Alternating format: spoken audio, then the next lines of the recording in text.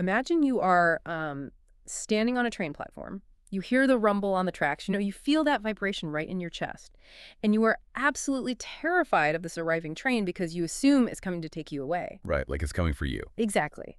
But what if you've completely misunderstood the schedule? Like, what if the train isn't coming for you at all? It's picking someone else up. They are stepping on board, totally thrilled for the journey. And you are just the one left standing on the empty platform, feeling the wind of its departure. It forces a complete reassessment of the event because we are so used to centering ourselves in that narrative of loss, Right. projecting our own fear of the platform onto the person who's actually, well, experiencing the departure. Yeah, and that inversion, that flip, is exactly what we are unpacking today. Welcome to today's deep dive. We are looking into a very specific set of source materials today. Excerpts from a book called Keeper of Final Moments by Andrea Lucia Tripodi and Wright. It's a heavy one, but really fascinating. It really is.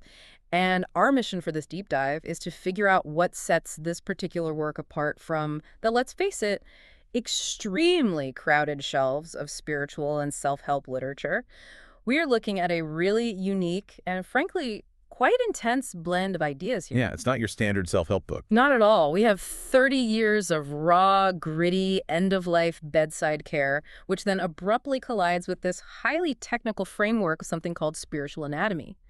Add in a fierce rejection of institutional dogma and a totally paradigm-shifting view on who is actually experiencing death, and, well, you have a very complex text. Which is why we need to look closely at how the author builds this framework. Right. I mean, often literature dealing with consciousness or the afterlife approaches the end of life from a purely theoretical standpoint. Right, like armchair philosophy. Exactly. It's written from an armchair. Yeah. But this text is anchored in decades of literal physical proximity to the dying process. So whether you are, insanely curious about the mechanics of consciousness, or you are just looking for a fresh perspective on how to live your life right now, this deep dive is going to challenge the typical gloom and doom narrative we always attach to our final moments.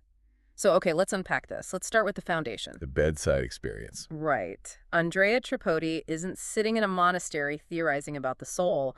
Her insights come from 3 decades of washing, feeding, and just sitting with people as their bodily organs progressively shut down. And that visceral reality of human mortality gives the text a very grounded starting point. Mm-hmm. But, looking at her background, you see that her preparation for this work started long before she ever set foot in a hospice. Oh, the childhood story. Yeah, the text details this fascinating, almost obsessive childhood habit. Up until her late teens, before falling asleep every single night, she would painstakingly review every word she had spoken that day. Every single word. Every word. She evaluated her actions, her tone of voice, her body language, just constantly checking to see if she had caused harm or, offered help. That is an intense level of hypervigilance for a kid. I mean, she was basically running a daily behavioral audit on herself. It really shows a baseline hyper-awareness of human connection that, frankly, most adults never develop. Yeah, true. And it wasn't just internal awareness either. It was external. There's this story in the text about her walking into a room as a child and finding her dad intensely watching a muted television. Right, because he was practicing reading lips. Exactly. When she asked what he was doing, he told her, so she just sat down and taught herself how to do it, right alongside him. A seemingly random childhood curiosity, but it became the linchpin of her entire career. Because 20 years later... Yeah. Right, she is working in Honolulu as a translator and caregiver for ALS patients. These are individuals who relied on tracheostomies and had completely lost their physical ability to speak. Her childhood practice of lip reading allowed her to step into that silence and, give them a voice in their final days. Which brings us to a story in the text that completely stopped me in my tracks. She was caring for this one ALS patient who was entirely dependent on a ventilator. The one who wanted to transition on his own terms. Yeah. The patient had made it very clear that he wanted to transition when he could no longer communicate with his eyes. So eventually, that day arrives. The doctor is on the phone, the family is gathered around the bed, and his wife sorrowfully unplugs the machine. The physical markers of life cease. His heart stops. The nurse in the room even confirms he is gone. Right. At this point, standard medical science dictates the story's over. Flatline means the end of consciousness. But that's not what happened. No. The text describes Andrea standing at the foot of the bed, physically sensing his life force, his soul, still hovering in the room. And then, about 35 seconds after he was officially declared deceased, she watches his consciousness re-enter the physical body. It's wild. His eyes fly open, and he stares directly at her with this extreme urgency. And she immediately demands they plug the ventilator back in. The family is shocked, obviously, but they do it. And this man, who had already crossed the biological threshold of death, uses a final 60-second window to look to his right, staring intently at his wife and son. You need that last moment. Yeah, he takes them in, then turns his head back to Andrea, gives her a very deliberate two-eyed wink, and then finally departs for good. What's fascinating here is, if we look closely at the mechanics of that moment, it implies something staggering about consciousness. Yeah. Well, it suggests a level of agency, like a mobility of the soul, that operates completely independent of the cardiovascular system. A flatlined, unventilated body shouldn't have the cognitive or motor control to execute a deliberate wink, let alone direct the emotional energy of a room. It defies everything we are taught about brain death. But I want to push back on the emotional reality of this for a second.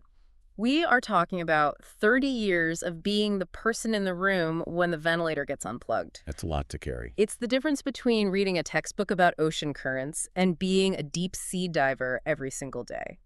Seeing that much grief, that much finality, I mean, how does a person not just break under the psychological weight of it? Well, according to the text, the reason she didn't burn out is that she stopped viewing it as finality. Her immersion in these environments fundamentally shifted her perception. So she didn't see it as an end.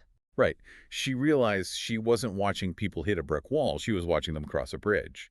The psychological toll of hospice care usually comes from the belief that you are witnessing the tragic destruction of a person. Yeah, the end of their existence. But Andrea's perspective shifted because she recognized the destruction was an illusion.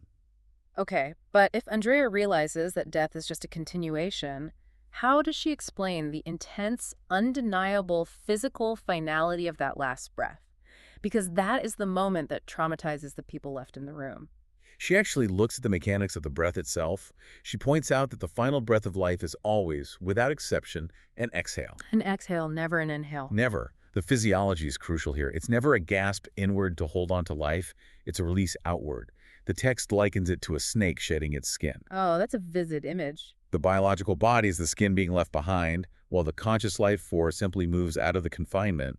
The exhale is the mechanism of release. So the radical shift she proposes here is that death is an experience meant solely for the witnesses, not for the one transitioning. Exactly. The living are the ones who feel the sudden vacuum in the room. The living are the ones experiencing the death of a shared reality they once knew. But the departing consciousness is just experiencing movement and expansion. It isolates where the actual suffering happens. The sorrow, the mourning, the feeling of a sudden void that occurs entirely within the nervous systems of the people left standing around the bed. We're basically projecting. Yes, we project our own internal experience of loss onto the person who left, assuming they must also be experiencing this tragic, painful end. But the text argues that for the one exhaling, it is an expansive release into freedom. It's like a graduation. The senior leaving the school is thrilled, right? They're moving on to something bigger. But the friends left behind in the empty hallway are the ones crying and experiencing the end of an era. That's a perfect analogy. But Andrea takes this even further, arguing that we don't just experience this void at the end of a biological lifespan. She introduces this concept that every day is a dying day. Microdeaths. Yeah, we experience microdeaths constantly.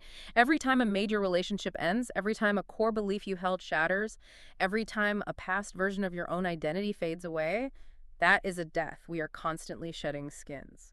Which brings up a very natural tension. If the soul is just transitioning, and if shedding skins is a completely natural daily process of evolution, why is humanity so universally, paralyzingly terrified of the final physical transition?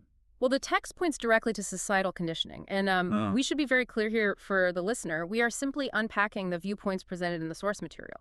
We aren't taking sides. Right, maintaining a neutral lens. Exactly. But the author takes a very firm, unapologetic stance against certain institutions, specifically organized religion and the medical industry, arguing that they actively manufacture and perpetuate this fear. The author's central thesis on this is that these institutional systems thrive by outsourcing our internal power. How so?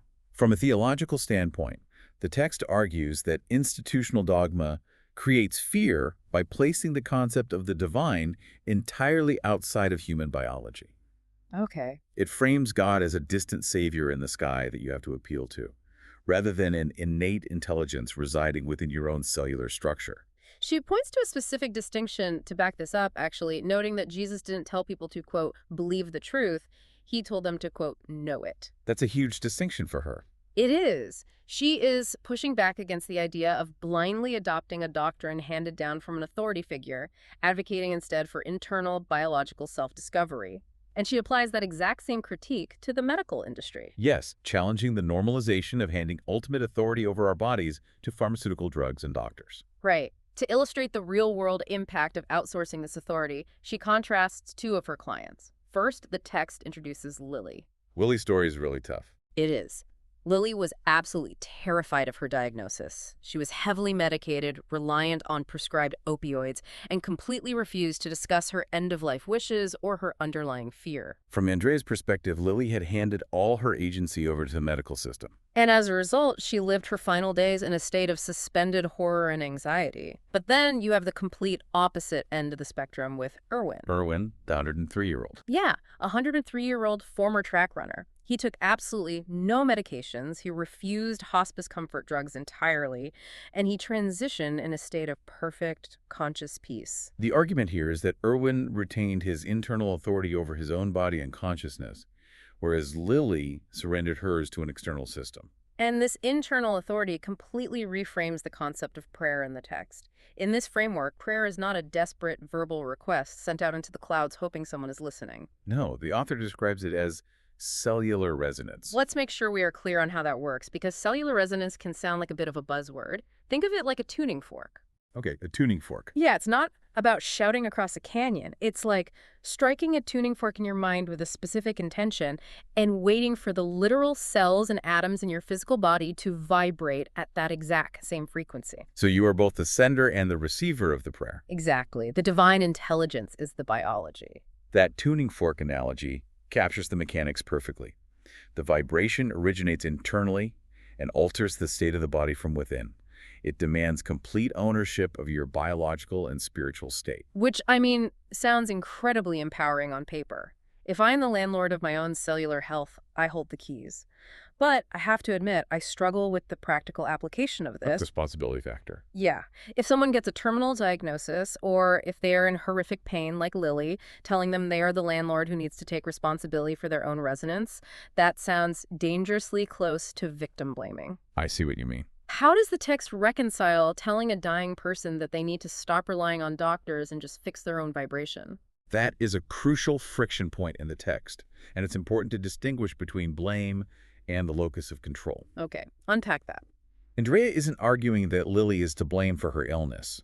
The argument is that relying solely on an external authority to save you strips you of the ability to participate in your own transition. So it's about not being a passive bystander in your own life. Right. The heavy burden of responsibility is daunting, but Andrea posits it is the only path to dispelling the fear of the unknown. If we connect this to the bigger picture, you cannot conquer the fear of death if you believe someone else is in charge of what happens to you. Okay, so if we aren't relying on religious doctrine to map out the afterlife, and we aren't relying on medical institutions to dictate the terms of our biology, well, what is the actual framework? How do we navigate this? This is where the book makes a big pivot. Yeah, I have to warn you, listener, this is where the source material takes a massive leap. We are jumping from grounded hospice care straight into highly technical metaphysical architecture. The text introduces a system called spiritual anatomy and cheilontic science. It is a jarring shift in the text, for sure, but it is the core of her methodology. Cheilontic science isn't presented as abstract poetry about the soul floating away on a cloud. No, it's very specific. The author breaks down the human light body as a literal mechanical system with specific structural physics. Let's walk across that bridge carefully, because introducing light bodies sounds like we just walked onto the set of a sci-fi movie. What are the actual mechanics she is proposing here? Let's start with DNA. The text explicitly rejects the standard medical limitation that human beings only operate on a two-strand double helix DNA structure. Okay, so she's rejecting the basic biology textbook model. Yes. Chelantic science posits that humanity originally possesses a 12-strand DNA template. Wait, 12 strands? If medical microscopes only see 2 strands, where are the other 10? Are we talking about invisible biological material? Not physical material, but energetic blueprints. The text describes the additional strands as multidimensional energetic overlays that intersect with the physical biology. So they're there, just not physically manifest. Exactly. The argument is that these dormant strands hold the capacity for higher dimensional consciousness, but humanity is currently operating at a fraction of its capacity because those energetic pathways are inactive. Here's where it gets really interesting. So if the 2-strand double helix is the physical hardware of a basic smartphone, the 12-strand template is like discovering there's a hidden Wi-Fi network that could connect it to a quantum supercomputer. If we only knew the password to turn the receiver on. That captures the dynamic perfectly. The hardware for multidimensional travel is present, but dormant. And this structural map extends to how the soul actually leaves the body. Right, the chakras. The text maps out 12 main energy centers, commonly known as chakras, but rather than viewing them as vague spinning wheels of light, Andrea describes them as literal mechanical valves. Vows for the soul. Exit pathways for consciousness. When she observes a soul living a body, she isn't seeing a ghost float through the ceiling. She is observing consciousness mechanically exiting through specific biological pathways, often the crown chakra at the top of the head. It basically turns mysticism into applied physics, which brings us to the most complex concept in the text, the Merkaba. How does spinning geometry interface with human consciousness? Well, the Merkaba is described as the light body vehicle. Visually, the text represents it as 2 interlocking counter-rotating tetrahedrons. Okay, so imagine 2 geometric pyramids. Yes, one pointing up, one pointing down, overlapping the human body and spinning in opposite directions. Again, we need the mechanics here. Why spinning pyramids? What does that actually do? According to Chelantic science, the counter-rotation of these geometric fields generates a specific electromagnetic frequency. So it's generating power. Exactly. When this field is fully activated, when it spins at the correct ratio, it creates a literal chariot for consciousness. It generates a localized field that allows human consciousness to bypass the gravitational and temporal constraints of linear spacetime. Which sounds purely theoretical until we go back to Irwin. Right, our 103-year-old track runner. The guy who took no medication. The text claims this isn't just theory for Andrea because she witnessed Irwin actively use this Merkaba field while he was in the process of dying. The documentation of Irwin's experience is profound. As his physical body weakened, the text suggests his consciousness expanded beyond typical spacetime limitations. And what did he see? He accurately reported to Andrea that he had traveled and witnessed a massive earthquake and a catastrophic tsunami hit the coast of Japan. The terrifying catch to that story being that Irwin reported this detailed vision to Andrea 3 years before the 2011 Fukushima disaster actually occurred in linear time? Yes, he was accessing a nonlinear quantum field. Because he hadn't suppressed his consciousness with heavy narcotics, and because he maintained his internal authority, his activated light body allowed him to perceive future events unfolding in the quantum field with absolute clarity, way before they manifested in physical reality. It is a wild synthesis of biology, quantum physics, and spirituality. It takes the concept of the soul and forcibly yanks it out of the realm of blind faith and attempts to establish it as a literal anatomical science that we are simply too scientifically immature to measure yet. It suggests that our spiritual evolution isn't a matter of hoping for a benevolent savior in the afterlife, but rather actively understanding the physics of our own spiritual anatomy while we still have blood pumping through our veins. So let's trace the arc of what we've uncovered in this deep dive. We started with the gritty, undeniable reality of 3 decades at the bedside of the dying. We looked at the mechanics of the final exhale, realizing that the departing consciousness is simply releasing its skin, and it is the living witnesses who are actually experiencing the painful void of death. Then we explored the author's intense critique of the institutional dogmas, both medical and religious, that encourage us to outsource our authority. Right, the text urges us instead to reclaim responsibility, using prayer not as a plea, but as cellular resonance. And finally, we mapped the highly technical architecture of the soul, looking at 12-strand energetic DNA and the spinning geometry of the Merkaba as literal vehicles for multidimensional consciousness. Which brings the entire weight of this text right back to you, listening to this right now.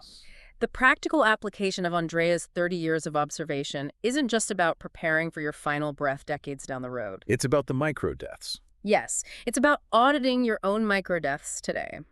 When your relationships shift or your old beliefs shatter, are you allowing the skin to shed naturally? Are you striking your own tuning fork? Exactly. Are you taking responsibility for the resonance of your own biology, or are you still waiting for an external authority to come fix things for you? It demands an incredible level of daily waking presence. To stop fearing the inevitable end of the physical hardware and start paying strict attention to the multidimensional consciousness that is currently operating it.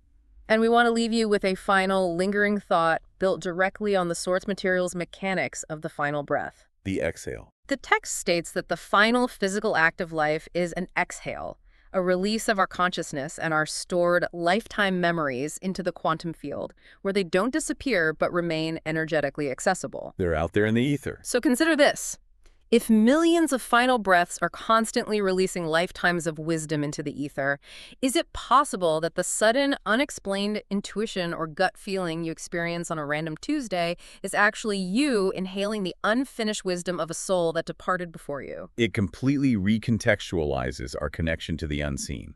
So the next time you are standing on that train platform and you feel the sudden, rushing wind from a departing train, remember, it's not the end of the line. You just might be catching the draft of a much larger journey continuing.